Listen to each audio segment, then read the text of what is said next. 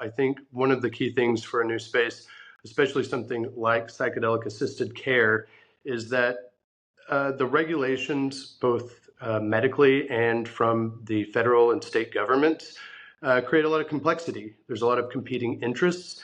And in that world, you have to remain flexible. Things change quite rapidly.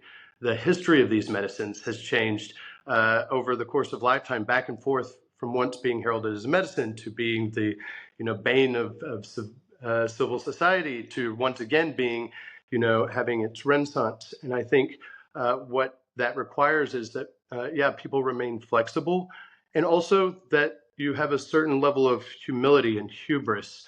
People haven't seen these medicines in the public sphere in quite some time. This is something nobody's ever done before, really. It's created an industry, yes, cannabis, but not so much a healing industry, so much as the psychedelics are. And it's just really critical to give grace to the fact that this is new, that this isn't been done, and that these are stigmatized in a lot of ways. Yet at the same time, the science is so exciting that people become overhyped. And so, yeah, humility and a bit of hubris. Me, myself, I find the entrepreneurial aspect of it, the fact that it is new, the fact that there are challenges day to day that you can't have imagined in the traditional pharmaceutical realm. That keeps me excited and motivated. It's a new challenge is popping up on the regular, and you have to adapt and kind of remain flexible to that. You can have these beliefs of what you want to achieve or what you want to see.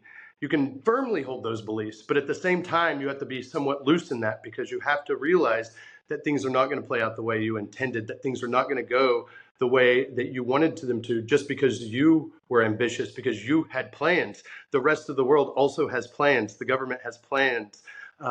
Individuals have plans. And so no matter how firmly you hold those beliefs, and I would never say don't, but at the same time, be a bit loose with it, not so precious. Realize that the outcome will come in due time, but it may not look like you intended. And that's what you have to be flexible with.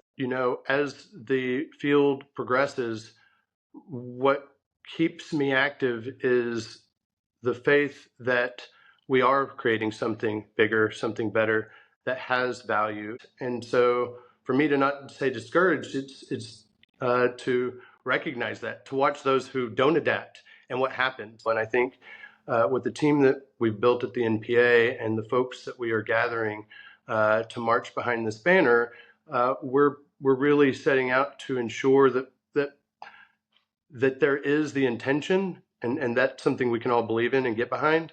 And at the end of the day, what keeps me really motivated is seeing the positive change this makes in an individual's lives. You can talk to any service center owner in Oregon or anybody who's been in a clinical trial with psychedelic assisted therapies, and they're going to tell you the same thing. The people who went in are not the same people who came out. They really did help themselves and helped their future, and that's something worthwhile. My own personal journey and watching others, that keeps me motivated no matter how hard or ever changing the course is.